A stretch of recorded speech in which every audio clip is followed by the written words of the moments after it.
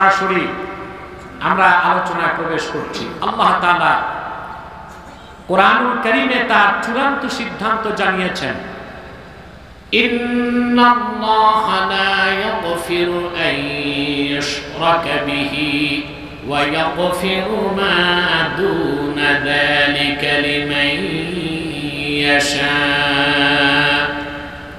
নিশ্চয় আল্লাহ রাব্বুল আলামিন আল্লাহর সাথে কোন ব্যক্তি বা বস্তুকে যদি শরীক করা হয় সেই শিরকের গুনাহ কখনো মাফ করবেন না। এই সিদ্ধান্ত কার? আল্লাহ। এই ইউটিউবার তোমার ড্রোনটা এইভাবে নাচানাচি করায় না, এতে মনোযোগ নষ্ট হবে। এটা নামাই ফেলো বা উপরে রাখো, এটা ড্রোন আর কিচ্ছু না। এটা দেখে পরিবেশ নষ্ট করবেন না। আমার দিকে তাকান। আল্লাহ তাআলা বলেছেন, নিশ্চয় আল্লাহ রাব্বুল আলামিন শিরকের গুনাহ কখনো মাফ করবেন না। ওয়া ইয়াগফিরু মা দুনা যালিকা লিমান ইয়াশা। এছাড়া বান্দা যত বড় গুনাহ করুক, ইচ্ছে করলে আল্লাহ মাফ করে দিবেন। সুবহানাল্লাহ। এখন প্রশ্ন আসে, আল্লাহ শুধু শিরকের গুনাহই মাফ করবেন না, তাহলে কি কুফরির গুনাহ মাফ করে দিবেন? প্রশ্ন তো আসে, কথা বুঝেন না? না, এখানে শিরক মানে কুফর। ইন্না বাইনা শিরকি ওয়াল কুফরি ওয়াজহাল উমুমি ওয়াল খুসুস। শিরক আর কুফরের মধ্যে আম ও খাসের সম্পর্ক। প্রত্যেকটা শিরকি কুফর, কিন্তু প্রত্যেকটা কুফর শিরক নাও হতে পারে। এই জন্য প্রত্যেক মুশরিকই কাফের, কিন্তু প্রত্যেক কাফের মুশরিক নাও হতে পারে। সেজন্য আপনারা দেখুন কোরআন কারীমে মুমিনদের নামে সূরা আছে, সূরাল মুমিনুন। মুনাফিকদের নামে সূরা আছে, সূরাল মুনাফিকুন। কাফেরদের নামে সূরা আছে, সূরাল কাফিরুন। কিন্তু মুশরিকদের নামে, মুশরিকুন নামে কোন সূরা আছে নাকি? কেন নাই? মুশরিকরা কাফেরদেরই অন্তর্ভুক্ত। তার মানে প্রত্যেকটা শিরকি কুফর। কেমন কুফর? ইন্না শিরকা আকবাহুল কুফরে। কুফরের মধ্যে সবচেয়ে নিকৃষ্ট হচ্ছে শিরক। এই জন্য মুশরিককে আলাদা নামে নামকরণ করা হয় নাই সূরার মাধ্যমে। মুশরিকরা এমনিতেই কাফের। তার মানে স্পষ্ট, আল্লাহ তাআলা কোন বান্দা যদি শিরক বা কুফর করে আর বিনা তওবায় মারা যায়, তাকে কখনো মাফ করবেন না। তার ফাইনাল ডেস্টিনেশন হবে জাহান্নাম। কোথায় যাবে? তাকে আল্লাহ কখনো ক্ষমা করবেন না। এটা কার আইন? কার ওয়াদা? ওয়াল্লাযীনা কাফারু আউলিয়াউহুমুত তাগুত ইউখরিজুনাহুম মিনান নূরি ইলায যুলুমাত উলাইকা আসহাবুন নারি হুম ফিহা খালিদুন। যারা কুফর করবে, কাফের হবে, আল্লাহ পাক বলেন তারা অনন্তকাল জাহান্নামে থাকবে। কোনোদিন তারা ক্ষমা পাবে না, মাফ পাবে না। কিন্তু আমলনামায় যদি শিরক আর কুফর না থাকে, বান্দা যত বড় গুনাহগার হোক, ফাহুয়া ইলাল্লাহ ইন শাআ আফা আনহু ওয়া ইন শাআ আযাবাহু। যত বড় গুনাহগার হোক বান্দা, সে যদি মৃত্যুবরণ করে মুমিন অবস্থায়, আমলনামায় শিরক নাই, কুফর নাই, আল্লাহ ইচ্ছে করলে বিনা আযাবেও তারে বেহেশত দিতে পারেন, আযাবের পর বেহেশত দিতে পারেন। তবে সে যেহেতু মুমিন, যত বড় গুনাহগার হোক, শাস্তির পর হলেও সে বেহেশত পাবে। বলেন সুবহানাল্লাহ। যদি তার পরিচয় হয় উম্মতে মুহাম্মাদি। ঠিক না? আমরা জাতীয়তাবাদকে বাংলাদেশে প্রচার করা হয় না? কিন্তু আমাদের জাতীয়তাবাদ হচ্ছে, আমাদের জাতীয়তাবাদের মূল ভিত্তি হচ্ছে, আমাদের প্রধান পরিচয় আমরা উম্মতে মুহাম্মাদি মুসলমান। আর যারা ন্যাশনালিস্ট, কামাল পাশা তার তুর্কের আদর্শকে মানে, তারা জাতীয়তাবাদকে ভাগ করে ফেলেছে ভৌগোলিক সীমানায়। যে বাংলাদেশে থাকে সে কি কথা বলে না, যে পাকিস্তানে থাকে যে আমেরিকায় থাকে মার্কিনী, ইসলামে জাতীয়তাবাদকে বিশ্বাস করে না। ইসলাম যে জাতীয়তাবাদ শিখায়, মুসলমানের প্রিন্সিপাল আইডেন্টিটি সে মুসলিম। আমার আপনার প্রধান পরিচয় কি? তারপরে বলতে পারে বাঙালি বা বাংলাদেশি, এটা নিয়ে তো ফতুয়া আছে, কথা বলে। কেউ বলে বাঙালি, কেউ বলে বাংলাদেশি। আসলে আমরা বাংলাদেশি বলবো, বাঙালি বলবো না। বাংলাদেশের মানুষ বাংলাদেশি। বাঙালি তারাই নিজেদের পরিচয় দিতে চায় যারা হিন্দুত্ববাদে বিশ্বাসী, ভারতকে তোষণ নীতিতে বিশ্বাস করে। ওরাই নিজেদের পরিচয় দেয় কি বাঙালি। কারণ বাংলা যে ভাগ হয়েছে, ওপার বাংলা এপার বাংলা, এটা তারা মানতে চায় না। তারা বলতে চায় পুরাটাই কি বাংলা। ওদের বিপদ হয়েছে বাংলাদেশ স্বাধীন হয়ে, ওদের এটাই মনের আনন্দ ছিল ওদের পূর্বপুরুষদের, যে দুই বাংলা কি থাকবে, এক থাকবে। ওরাই নিজেদের পরিচয় দেয় কি বাংলা। আমরা বলি না আমরা বাংলাদেশি, কিন্তু এটা আমাদের আসল পরিচয় না। আমাদের আসল পরিচয় আমরা উম্মতে মুহাম্মাদী। আর কোন জাতীয়তাবাদ মানবেন, এটা না ইসলাম একটা। আপনি যদি প্রচলিত জাতীয়তাবাদকে মানেন, তা আপনি মুসলমানদেরকে বিভক্ত করতে হবে।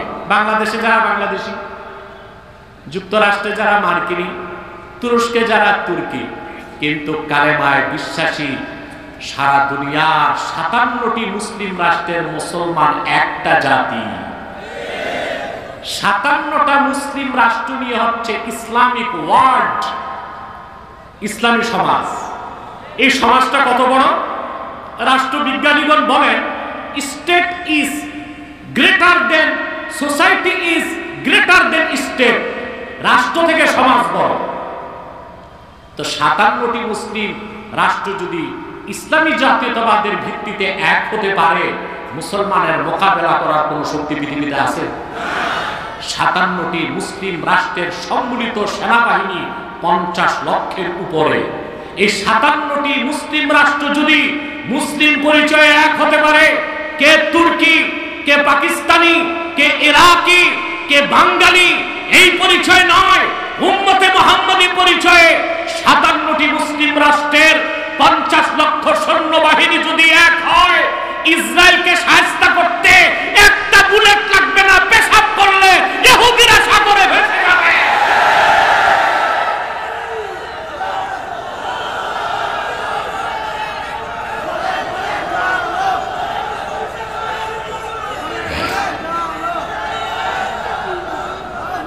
তাহলে আমাদের পরিচয় হচ্ছে আমরা কি মুসলিম।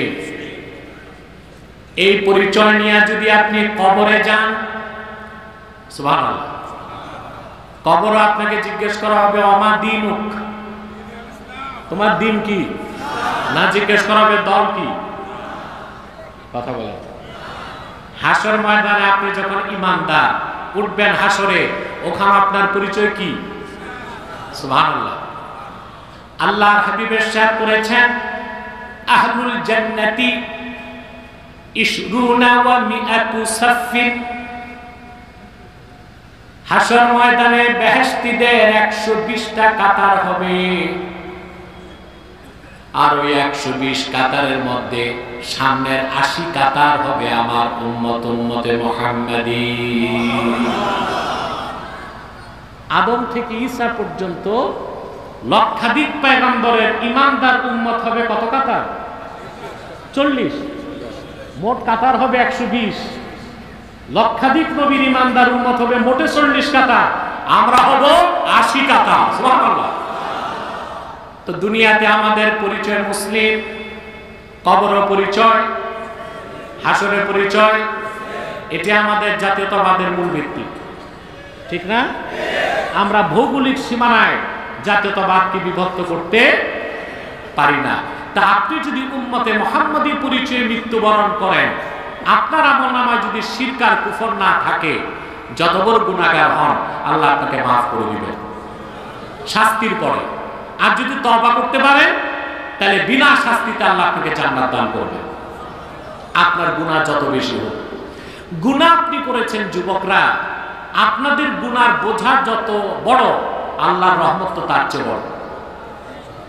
সুনান তিরমিজির হাদিস, হাদিসে কুদসি, আল্লাহর হাবিব ইরশাদ করেছেন, আল্লাহ তাআলা বলেন, ইয়া ইবনা আদম লাউ বালাগাত যুনুবুকা আনানাস সামা সুম্মা ইস্তাগফারতানি লাগাফারতু লাক।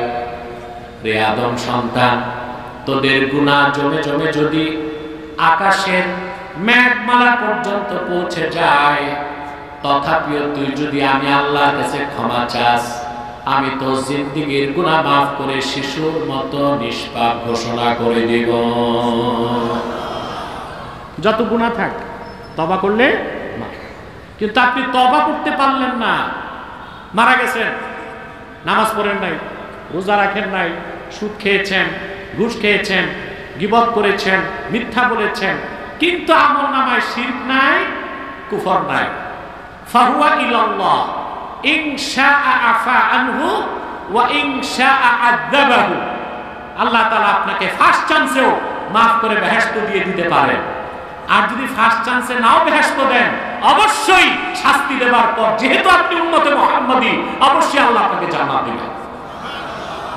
তাহলে বোঝা যাচ্ছে শিরকের গুনাহকে আল্লাহ মাফ করবে না, এটার কোনো ক্ষমা নাই। কুফরির গুনাহকে আল্লাহ মাফ করবে না। এই যে শিরক সমস্ত আমলকে বরবাদ করে দেয়। মক্কা মুকাররমাতে কাফেরদের নেতা Abu Jahl, Abu Lahab, Utba, Shaiba, Mughira, Abul Bukhtari, এই যে কুরাইশদের 7 জন বুদ্ধিজীবী ছিল। কয়জন? 7 জন বুদ্ধিজীবী। এর মধ্যে মূল বুদ্ধিজীবী ছিল আবু জাহেল। কে ছিল? আবু জাহেল ছিল। এরা প্রত্যেকেই আল্লাহকে বিশ্বাস করত, প্রত্যেকেই আল্লাহকে বিশ্বাস করত। তাহলে আল্লাহর হাবিবের সাথে তারা 1 বছর 2 বছর মক্কি জিন্দেগীর 13টি বছর রাসূলুল্লাহর বিরোধিতা করলো কেন? ওরা তো আল্লাহকে বিশ্বাসই করত। প্রশ্ন আসে না?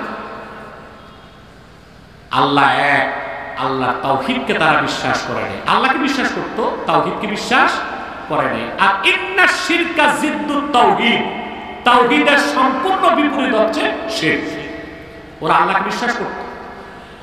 আল্লাহ রাব্বুল আলামিন কোরআন কারীমে বলেন, ওয়ালা ইন সাআলতাহুম মান খালাকাস সামাওয়াতি ওয়াল আরদা লায়াকুলুন্নাল্লাহ।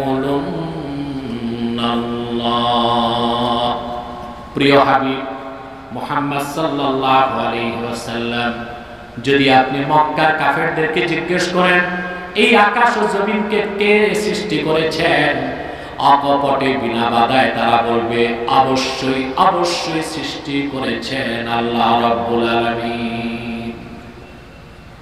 তারপর জিজ্ঞেস করা হলো, তা আল্লাহকে তো বিশ্বাস করো, তো এই যে হাতে বানায় 360টা খোদা নামের বেহুদা, এগুলোর ইবাদত করো, এগুলো কি দরকার? ওরা জবাব দিয়েছে, মা না'বুদুহুম ইল্লা লিয়ুকাররিবুনা ইলাল্লাহি যুলফা। এই সব দেব দেবী হাতে বানানো খোদাগুলোর ইবাদত করি, তারা যেন আমাদেরকে আল্লাহর কাছাকাছি পৌঁছায় দেয়, বলে নাউজুবিল্লাহ। তারা আল্লাহকে বিশ্বাস করতো, করতো কি না? কথা বলেন, আরে জোরে কথা বলেন। করতো। সমস্যা কই ছিল? শিরক করতো। কি করতো? আল্লাহর সাথে অন্যকে শরীক করতো। এইটা আল্লাহ কখনো ক্ষমা করেন না। এই শিরক হচ্ছে মূলত 2 প্রকার, একটা শিরকে আকবার আর একটা শিরকে আসগার। একটা বড় শিরক আর একটা ছোট শিরক। তো ছোট শিরক কেউ যদি করে, শিরকে খাফি, তাকে আমরা কাফের বলি না, গুনাহগার বলি। কি বলি? ছোট শিরক, শিরকে খাফি। যেমন সময়কে গালি দেওয়াও শিরক। সময়কে গালি দেওয়া কি? শিরকে খাফি। শিরকে, আপনারা সময়কে গালি দেন? জি। আপনারা বলেন জামানা খারাপ হয়। জামানা খারাপ নাহি, আখলাক খারাপ হয়। বলে কাল ভালো না, আমি বলি কাল ভালো, চাল ভালো না। ঠিক না? যুগকে গালি দেওয়া যায় না, সময়কে গালি দেওয়া যায় না। বুখারী শরীফের হাদিস, আল্লাহর হাবিব ইরশাদ করেছেন, লা তাসুব্বুদ দাহরা ফাইন্নাল্লাহা হুয়াদ দাহর, যুগকে গালি দিও না, সময়কে গালি দিও না, আল্লাহ নিজেই সময়ের পরিবর্তন করেন। সময়কে বদলান, সময় নিয়ন্ত্রণ কে করেন? ওই যে আগে যারা সরকারি ছিল এদের স্লোগান ছিল কি? দিন বদলের পালা, বলতো না? আচ্ছা, দিন বদল মানুষের হাতে না আল্লাহর হাতে? তখন আমি বলতাম, আমি যে শুধু এখন বলি তা না, তাদেরকেও বলতাম, আমি বলতাম না তোমরা দিন বদল করতে পারবা না, দিল বদল করতে পারবা। দিল বদল এটা করতে পারবা, দিন বদল করতে পারবা না। আল্লাহর কুদরত দিয়া মস্করা করতে যাইয়া ওনাদেরই দিন বদল হয়ে গেছে। হয়ে গেছে না? কথা বলেন। আল্লাহর হুকুমে তাদের ধ্বংসে এসেছে, এতে কোনো সন্দেহ নাই। খাইতে খাইতে দেশে সবকিছু খেয়ে ফেলছিল, ব্যাংকের টাকা, ঋণ খেলাপি, বিদ্যুৎ থেকে চুরি, সাগর থেকে চুরি, খনিজ থেকে চুরি, রোড ঘাট সব খেয়ে ফেলছিল। আপনার চিটাঙ্গের লোক তখন তাদেরকে বলেছেন যে বহুত খাইয়া অন্ন খাইও।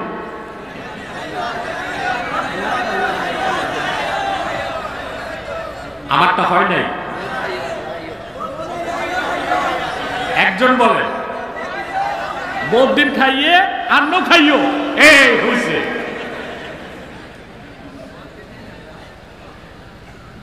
মানুষকে খুব ধোঁকা দিছে, তারা দিছে না? ঋণ টিন করে একটা আপনাদেরকে দক্ষিণ চট্টগ্রামের মানুষের তো কিছু দেয়নি, একটা রেল লাইন দিয়েছে। আর স্লোগান কি? হ্যাঁ, ট্রেনত চুরি দজ্জার পার, এক কোটানে কক্সবাজার। পরে আমরা দেখি বন্যায় সব রোড ঘাট, রেল লাইন, পাত সব চলে গেছে। কি পরিমাণ চুরি ছিল চিন্তা করে।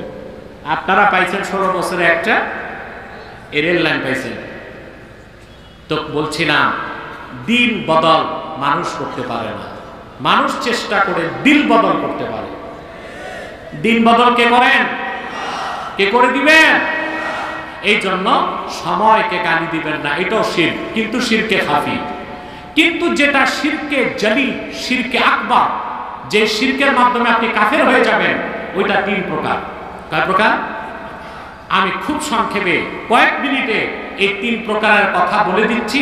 পাশাপাশি আপনারা বড় ধরনের রাজনৈতিক শিরক করতেছেন, সেই দিকেও আমি একটু ইঙ্গিত দেব, যারা আমার ভাইরা শিরক মুক্ত রাজনীতি করতে পারে। রাজনীতি তো করবেন, কিন্তু সেটা হতে হবে কি? শিরক মুক্ত রাজনীতি। প্রথম যে শিরক, সেটা হচ্ছে আশ-শিরকু ফির রুবুবিয়্যাহ, আল্লাহ রুবুবিয়তে শিরক করা। এটা 2 প্রকার। কয় প্রকার?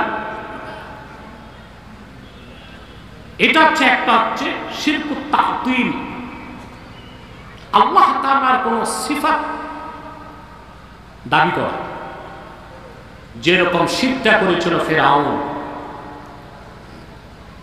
পয়গম্বর মুসা যখন আল্লাহর একত্বের দাওয়াত নিয়ে ফিরআউনের কাছে গিয়েছে, ফিরআউন হযরত মুসাকে জিজ্ঞেস করেছিল, ওয়া মা রাব্বুল আলামিন, রব্বুল আলামিন আবার কি? এটা তো বুঝি না।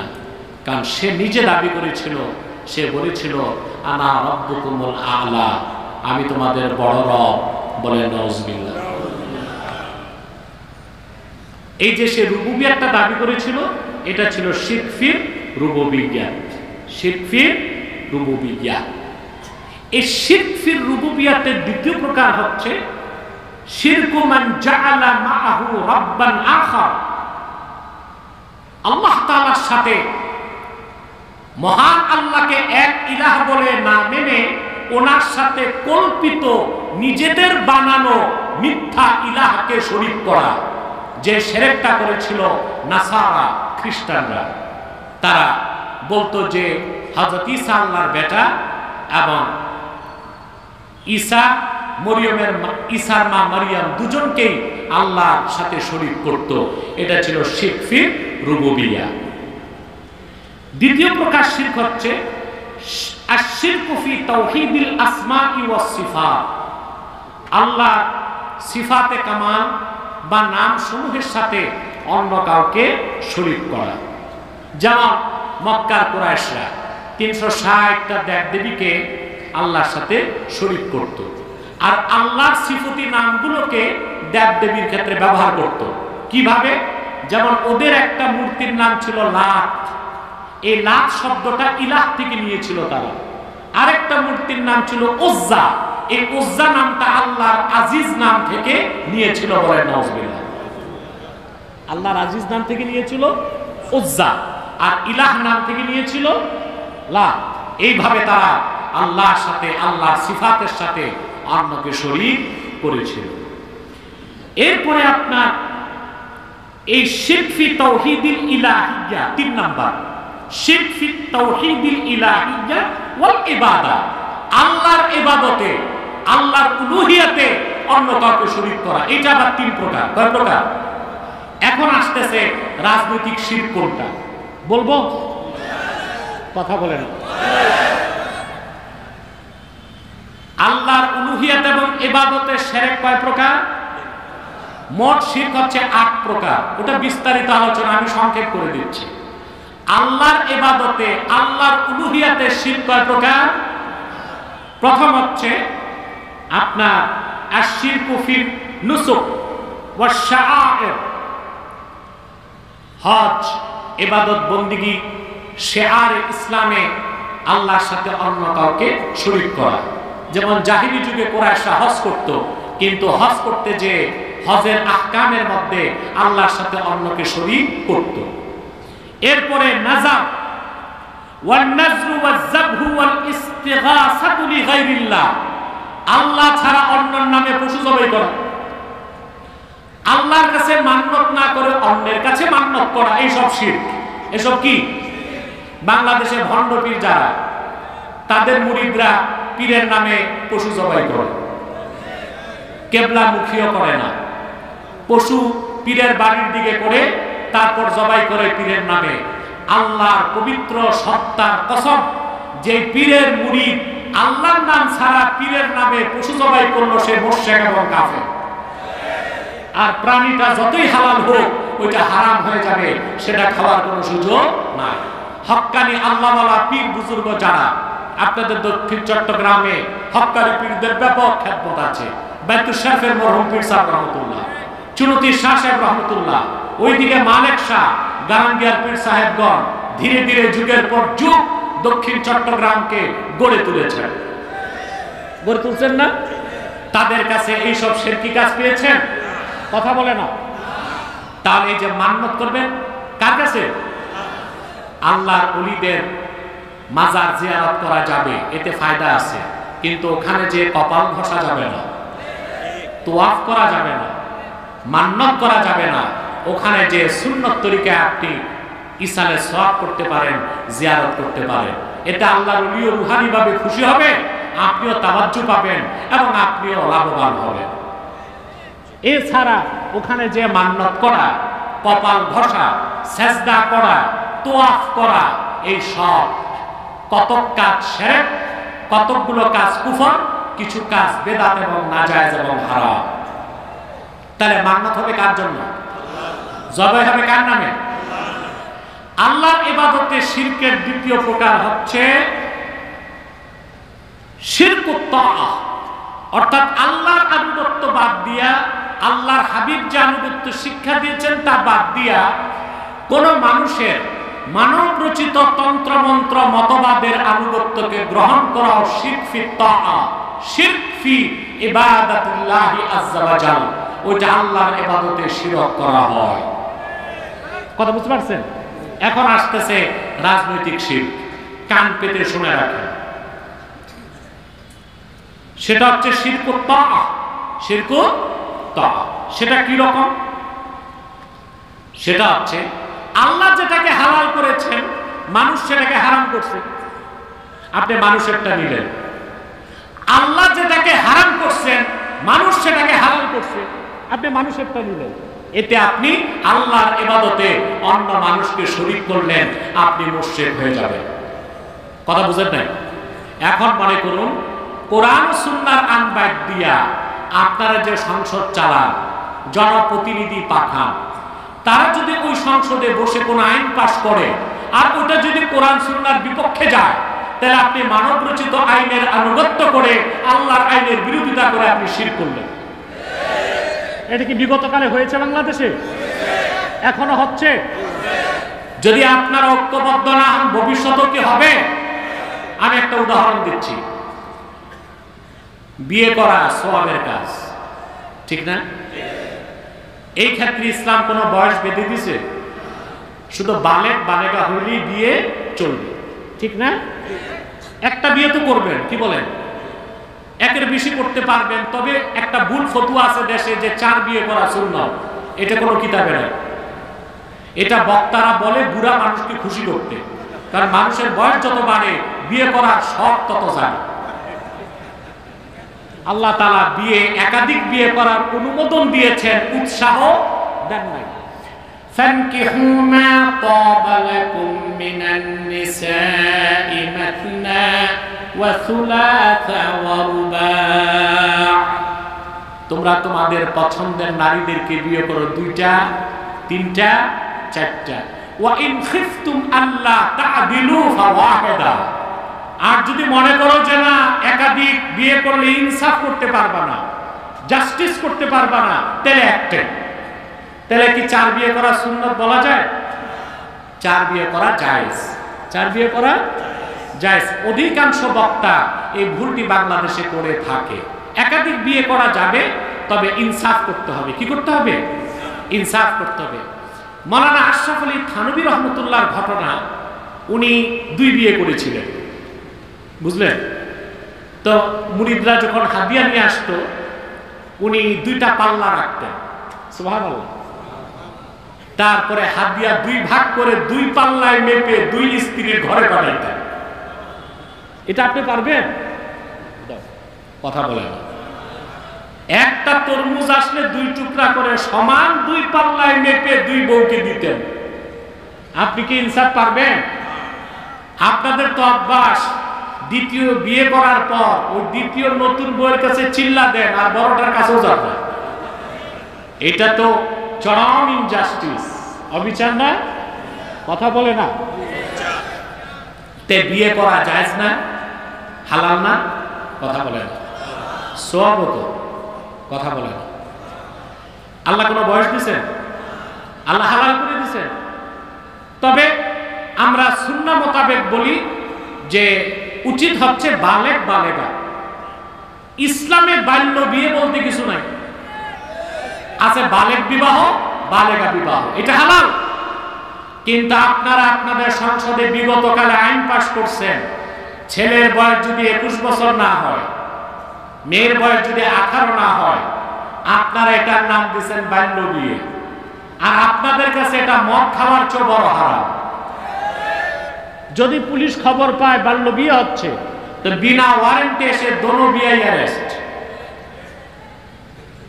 এরপরে যে ম্যারেজ রেজিস্টার, কাজী না মিয়া সাহেব, কাজী হলো বিচারক। এই যে মাথায় ছাতা বগলে খাতা দৌড়ায়, যেটা কি ঘটক না ম্যারেজ রেজিস্টার? ঘটক না, ম্যারেজ রেজিস্টার যে লেখালেখি করে, এর নাম দিয়েছেন আপনারা কাজী। কাজী তো ভাই ইসলামী আদালতে যে বিচার করে তার নাম কাজী, আর এটা হচ্ছে ম্যারেজ রেজিস্টার। এরও অ্যারেস্ট। মেহমান যারা আসছে এরাও অ্যারেস্ট, ছেলেও অ্যারেস্ট, মেয়েও অ্যারেস্ট। হাত্তাকে বাবুর্চি যে আসছে সেও অ্যারেস্ট, যে তুমি বাল্য বিবাহের খানা পাকাইতে আসছো কেন?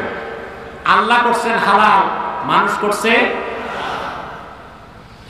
অপরদিকে জেনাবে বিচার কি? কথা বলে না? ইফতিজিং কি? বিবাহ বহির্ভূত সেক্সুয়াল হ্যারাসমেন্ট কোন মহিলাকে করা কি? আপনাদের দেশে আবার নতুন ফতুয়া দেয় কিছু মোটিভেশনাল স্পিচ, কিছু বক্তা বেরিয়েছে ভিউজ পাওয়ার জন্য আজে বাজে কথা বলে। কি বলে? আজে বাজে কথা বলে। বলে হালাল প্রেম করবেন, তো যুবকরা তো এমনি নাচুরি বুড়ি, আবার ঢোলের বাড়ি। বলে হালাল প্রেম করবেন, সব হাত তুলে। বিয়ের আগে সকল প্রকার মেলামেশা, live together, free mixing, sexual harassment, eve teasing শরীয়তে হারাম। শরীয়তে কি? জিনা করা হারাম, কিন্তু প্রচলিত আইনে আছে ছেলের বয়স যাই হোক, মেয়ের বয়স যাই হোক, যদি একটু ফষ্টি নষ্টি করে, বিবাহ বহির্ভূত, লিভ টুগেদার, ফ্রি মিক্সিং করে, একটু দুষ্টামি করে, তাতে তেমন কোনো দোষ নাই।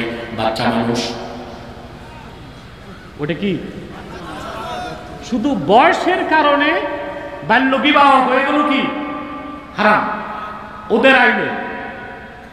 আর বয়স যেটাই থাক, রেস্তোরাঁতে, পার্কে, নদীর পাড়ে, সমুদ্রের বিচে, যদি ছেলে মেয়ে দুজন রাজি থাকে, একটু ফষ্টি নষ্টি ধরা ছোঁয়ায় তেমন কোনো দোষ না। আরো যদি কিছু হয় ওটা ধর্ষণ বলে গণ্য হয় না। এরা আল্লাহ করছেন হালাল, ওইটাকে করছে হারাম। আল্লাহ করছেন হারাম, ওইটাকে করেছে হালাল। এটা হচ্ছে রাজনৈতিক ভাবে, গণতান্ত্রিক ভাবে মারাত্মক পর্যায়ের একটা শিরকি কাজ। এটা হচ্ছে শিরক ফি ইবাদাতিল্লাহি আযজা ওয়া জাল। অতএব আমাদের আইন প্রণয়নের উৎস হবে কোরআন, সুন্নাহ, ইজমা, কিয়াস। আমাদের সংবিধান রচনার মূল কনসেপ্ট গ্রহণ করতে হবে কোরআন থেকে, সুন্নাহ থেকে, ইজমা থেকে, কিয়াস থেকে। ঠিক কিনা বলে? অতএব আমাদেরকে রাজনৈতিক শিরক ছাড়তে হবে। এটা হচ্ছে শিরক ফিল ইবাদা, শিরক ফিল ইবাদা। আমি আপনাদেরকে একটু ব্যাখ্যা দিতে চাই হাদিস শরীফ থেকে, নইলে তো আমার এই কঠিন কথা মানবেন না। কারণ এই ওয়াজ বাংলাদেশে এখন হয় না, কেউ করতে চায় না, কারণ এই ওয়াজ করলে দাওয়াত কমে যায়। কথা বলে আমাকে তো করতেই হবে, আমি তো দায়বদ্ধ। দলিল দিচ্ছি একটা আপনাদেরকে। হাতেম তাইয়ের ছেলে আদি, নাম শুনছেন? হাতেম তাই, দানবীর হাতেম তাই। তাইফ ছিল বাড়ি, ধর্মে ছিল খ্রিস্টান, ছিল দানবীর। আল্লাহর হাবিবের বিআসাতের আগে হাতেম তাই মারা গেছে, ইসলাম গ্রহণ করতে পারে না। এতটা দানবীর পরামর্শহীন ছিল হাতেম তাই। তার দান খয়রাতের কথা চতুর্দিক ছড়ায় গেছে। ইয়ামানের রাজা হিংসায় জ্বলতেছে, আমি রাজা, কেউ আমার নাম মুখে নেয় না, সব শুধু হাতেম তাই আর হাতেম তাই। একজন ওই যুগের, তা তো ১৫০০ বছরেরও আগে, এক হত্যাকারী কিলারকে রাজা ১০,০০০ স্বর্ণ মুদ্রা দিয়ে পাঠিয়েছে যে হাতেম তাইয়ের কল্লাটা আমার কাছে এনে দাও। বুঝতে পারছেন? আরে ভাই কথা কন, ঘুমাচ্ছেন কে কে? হাত উঠান। বাহ, আমি জানি না এদের মাথার ট্রিটমেন্টের দরকার আছে কিনা। ঘুমাচ্ছে না, তবে নন কনসান্স এটা নাই, মনোযোগ আরেক জায়গায়। হ্যাঁ, আমি দেখতে পাচ্ছি, আমি বসেছি অনেক টাইম হয়ে গেছে, প্রায় তো ৫০ মিনিট চলে গেছে। আর ১০ মিনিট কষ্ট দিব, তারপর সবাইকে নিয়ে মুনাজাত করে গুনাহ মাফ করে বাড়ি যাব। ঠিক আছে? আল্লাহ কবুল করুন, বলুন আল্লাহুম্মা আমিন। তো কল্লা নিয়ে দিলে হাতেম তার কত দিবে? আরে মিয়া ১০,০০০ টাকা না, স্বর্ণ মুদ্রা। কত বিলিয়ন ডলার এখন চিন্তা করেন।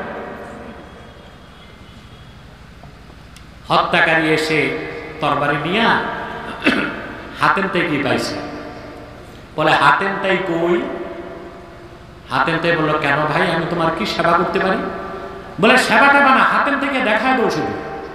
বলে কেন? বলে রাজা বলেছে তার কল্লাটা নিয়ে দিলে আমাকে ১০,০০০ স্বর্ণ মুদ্রা দিবে।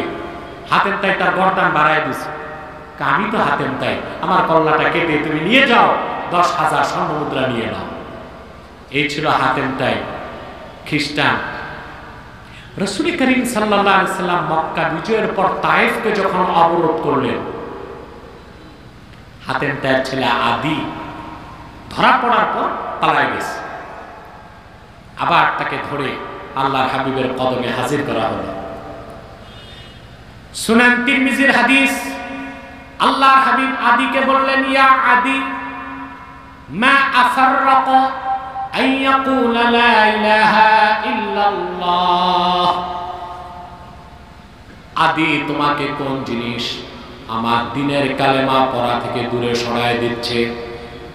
তাৎক্ষণিক আদি রাসূলুল্লাহর হাতে হাত রেখে ঈমান এনে মুসলমান হয়ে গেলেন। আদি মুসলমান হয়ে গেলেন, তার বোন মুসলমান হয়ে গেলেন। দুইজন মুসলমান হয়ে যাবার পরে একদিনে গোটা তায়েফের মানুষগুলো মুসলমান হয়ে গেলেন। এই আদি বর্ণনা করেছেন। আদি থেকে হাতেম তার ছেলে আদি থেকে বুখারী শরীফে রওয়ায়াত আছে। আদি বলেন, আতাইতুন নবিয়্য সাল্লাল্লাহু আলাইহি ওয়াসাল্লাম ওয়া ফি উনুকি সালিবুম মিন যাহাব। আমি আল্লাহর হাবিব সাল্লাল্লাহু আলাইহি ওয়াসাল্লামের কদমে হাজির হলাম। আমার গর্দানে ছিল স্বর্ণের বানানো ক্রুশ। সলিব, ক্রুশ বুঝেন না? ক্রুশ, ক্রুশ খ্রিস্টানরা যেটারে ক্রস বলেন আপনারা, এটা দ্য থিওরি অফ ক্রুসিফিকেশন। বাইবেলের একটা কথা আছে, ক্রস যেটা খ্রিস্টানরা গির্জায় লাগায় রাখে, গলায় ঝুলায় রাখে, এটাকে ওরা সাজদা করে। ওরা মূর্তিকেও সাজদা করে, হযরত ঈসার মূর্তিকেও সাজদা করে, মেরির প্রতিকৃতিকেও সাজদা করে, আর এই ক্রস যেটা ক্রুশ, এটাকেও তারা সাজদা করে। আদি তো ধনী মানুষ, তার গলায় ছিল স্বর্ণের এই সলিব। আল্লাহর হাবিব বললেন, ইয়া আদি ইতরাহ হাদাল ওয়াসান মিন উনুকি। যেহেতু তুমি আমার কদমে উপস্থিত হয়েছ, এক্ষুনি তুমি এই নাপাক ক্রুশটাকে তোমার গর্দান থেকে ছুঁড়ে ফেলে দাও। হযরত আদি বাইরে যে সঙ্গে সঙ্গে সে ক্রসটাকে গলা থেকে খুলে ফেলে দিলেন।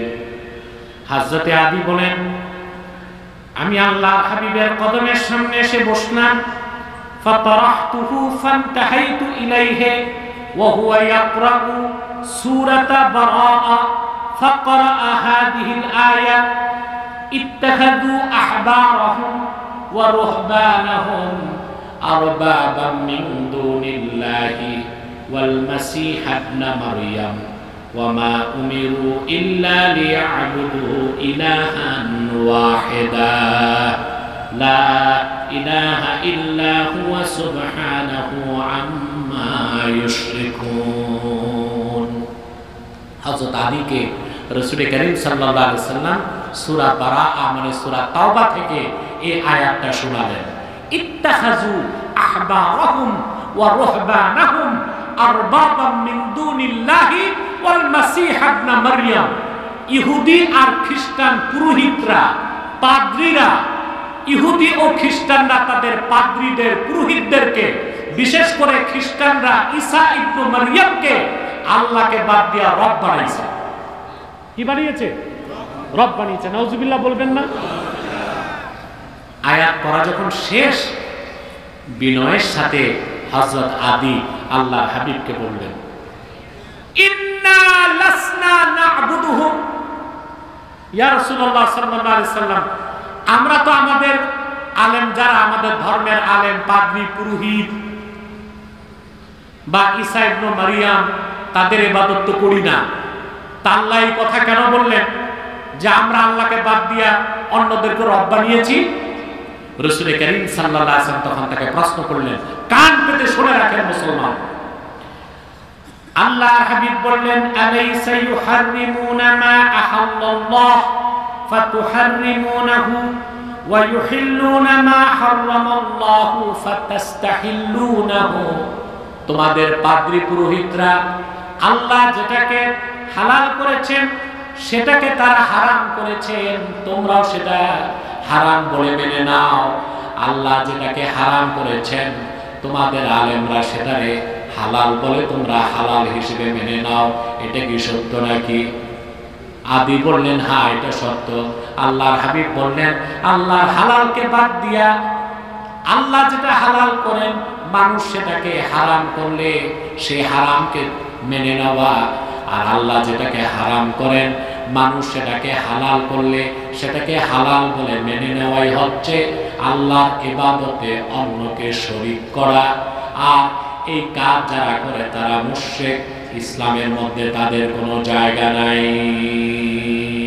আল্লাহকে বাদ দিয়া তারা অন্যদেরকে রব বানালো, বলেন নাউজুবিল্লাহ। কথা বুঝতেছেন? এখন আসেন, তাহলে আমরাও সংসদ চাই, আমরাও রাজনীতি করব, তবে সেটা হতে হবে শিরক মুক্ত রাজনীতি। সংসদ হতে হবে শিরক মুক্ত সংসদ। বাংলাদেশের সংসদকে বলা হয় মহান সংসদ। কেন? ইটা বালু দিয়া বানাইছে, এটারে মহান বলার কি? কথা বলে না। আমেরিকাতে ইসরায়েলের সংসদ নাই, ওটার নাম নেসেট। আমেরিকাতে সংসদ নাই, ক্যাপিটাল হিল। ওটাকে গ্রেট ক্যাপিটাল হিল বলে? কথা বলে না। বলে। তা আমাদের সংসদকে মহান সংসদ কেন বলবো? সংবিধানকে মহান সংবিধান কেন বলবো? এই শব্দগুলোর মধ্যে তো শিরক হতে পারে, আজিম বলা যাবে না। কথা বলে না। এরপরে এখন আসুন, আপনারা সংবিধান নতুন করে বানাবার কথা বলা হচ্ছে, হচ্ছে না? এই সংবিধানটাও অবশ্যই হতে হবে শিরক মুক্ত সংবিধান। এটা চান না আপনারা? আচ্ছা, এখন আসেন, শিরক মুক্ত সংবিধান হবে কেমন করে? যারা সংবিধান রচনা বিগত কালে করেছে আর এখন যারা করবে, তাদের আকীদা হচ্ছে জনগণ সার্বভৌমত্বের মালিক। আমরা কোরআনপন্থীরা বলি না জনগণ সার্বভৌমত্বের মালিক না, ইনিল হুকমু ইল্লা লিল্লাহ, সার্বভৌমত্বের মালিক একমাত্র আমার আল্লাহ রাব্বুল আলামিন।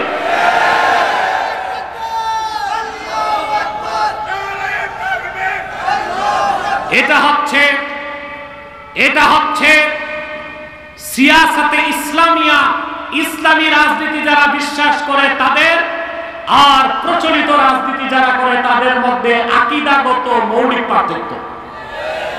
তারা বলে জনগণ সার্বভৌমত্বের মালিক, আমরা বলি না আল্লাহ হচ্ছেন সার্বভৌমত্বের মালিক।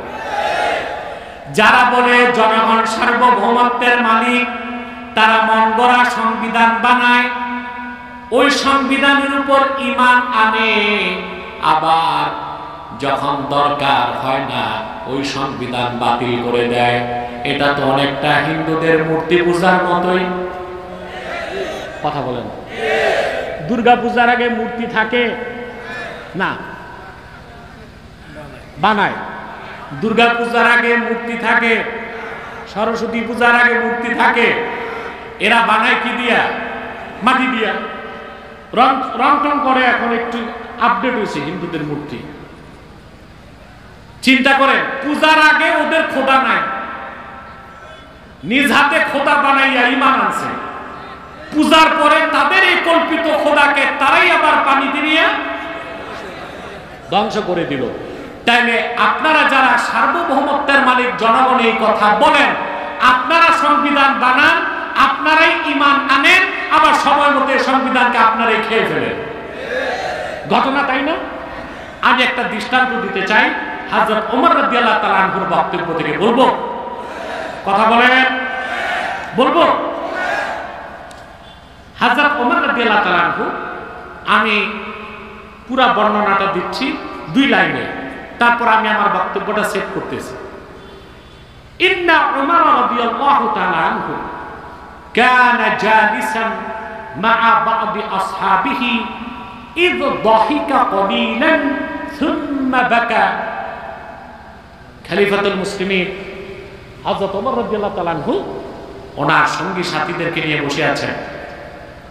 এমন সময় তিনি হঠাৎ মুস্কি হাসি আসছে। বুঝতেছেন? কিছু সময় হাসার পর একটু পরে আবার কান্না করতে লাগলেন। ফাসাআলাহু মান হাদার। তো উপস্থিত এক ব্যক্তি জিজ্ঞেস করছে, খলিফাতুল মুসলিমিন একটু আগে হাসলেন, আবার এখন কান্নার ব্যাপারটা কি?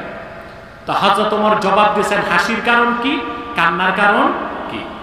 আমি তর্জমা করতে যাই, কান্নার কারণ আগে বলবো, হাসির কারণ পরে বলবো, কারণ আমার বিষয়ের সাথে রিলেটেড হচ্ছে ওইটা। কান্নার কারণ ছিল হযরত ওমর রাদিয়াল্লাহু তাআলা আনহুর ছোট একটা মেয়ে ছিল, ইসলাম গ্রহণের আগে জাহিলি যুগে ওই মেয়েটাকে তিনি হত্যা করেছিলেন। অর্থাৎ জাহিলি যুগে কুরাইশরা অনেকেই কন্যা সন্তানকে হত্যা করত। তবে এই অংশটা নিয়ে মুহাদ্দিসদের কিরোকাল আছে যেটা জয়ীফ, এটা কি, কিন্তু প্রথম অংশটার পক্ষে অসংখ্য হাদিস তিরমিজিতে আছে, আল বেদায় নেহায়াতে আছে। সেটা কি, হাসছিলেন কেন? হযরত ওমর বলছেন, ইসলাম গ্রহণের আগে আমরা কুরাইশরা একটা কাজ করতাম। কি করতাম? কুন্না ফিল জাহিলিয়াতি নাসনাউ সানামান বিল আজওয়া সুম্মা নাকুলুহু। ইসলাম গ্রহণের আগে আমরা কুরাইশরা খেজুর দিয়ে মূর্তি বানাইতাম। কি দিমা দিতাম, বুকে রাখতাম, মাথায় রাখতাম, বগলে রাখতাম, শ্রদ্ধা করতাম, ক্ষুধা লাগলে খেয়ে ফেলতাম। ক্ষুধা লাগলে সমস্যা হইতো না, কিসের ছিল? খেজুরের। আমি হিন্দুদের পরামর্শ দিবে, মাটি দিয়া বানায় এত লাভ নাই, ফেলে দিতে হয়। এগুলো সুজি আটা দিয়া বানায়, অন্তত পরে খাওয়া যাবে। কথা বলেন তো। হযরত ওমর বলেন যে আমরা কতটা মূর্খ ছিলাম ইসলাম গ্রহণের আগে, যে নিজেরাই খেজুর দিয়া মূর্তি বানাইতাম, চুমাচামি করতাম, শ্রদ্ধা করতাম, বুকে রাখতাম, মাথায় রাখতাম, ইবাদত করতাম, সিজদাও করতাম, ক্ষুধা লাগতো খেয়ে ফেলতাম। সেই কথা মনে করে এখন আমি হাসি পাই, এই জন্য হেসেছি। কি আফসোস, আজকে আমরা যারা অতিমাত্রায় গণতান্ত্রিক, জনগণকে সার্বভৌমত্বের মালিক মনে করি, আমরা নিজেরাই সংবিধান বানাই, ওইটার উপরই মানানি, আবার মন না চাইলে খেয়ে ফেলি। ৭২-এর সংবিধান এখন বাতিলের চেষ্টা হচ্ছে, আবার সংবিধান হবে, আবার ভবিষ্যতে যারা আসবে তারা বাতিল করার চেষ্টা করবে। সংবিধানের মূল কনসেপ্ট হবে সার্বভৌমত্বের মালিক কে? ভালোবাসা মিশিয়ে বলেন, সার্বভৌমত্বের মালিক কে? জমিন কা? আরদুল্লাহ। দিন কা? আল্লাহর হাবিব মুহাম্মদ সাল্লাল্লাহু আলাইহি সাল্লাম ১৫০০ বছর আগে যে পূর্ণাঙ্গ দ্বীন এনেছেন, সেই দ্বীনের নাম দ্বীনুল্লাহ। ইযা জাআ নাসরুল্লাহি ওয়াল ফাত ওয়া রাআইতান নাসা ইয়াদখুলুনা ফি দীনিল্লাহ। দ্বীনের নাম কি? ইসলামের নাম কি? দ্বীনুল্লাহ। কার দ্বীন? জমিন হচ্ছে আরদুল্লাহ, দ্বীন হচ্ছে দ্বীনুল্লাহ। আমরা হচ্ছে ইবাদুল্লাহ, আল্লাহর বান্দারা। আল্লাহর জমিনে আল্লাহর দ্বীনের বিধান দিয়ে দেশ চালাবে। মৌলবাদের ধোঁয়া তুলে তা বন্ধ করা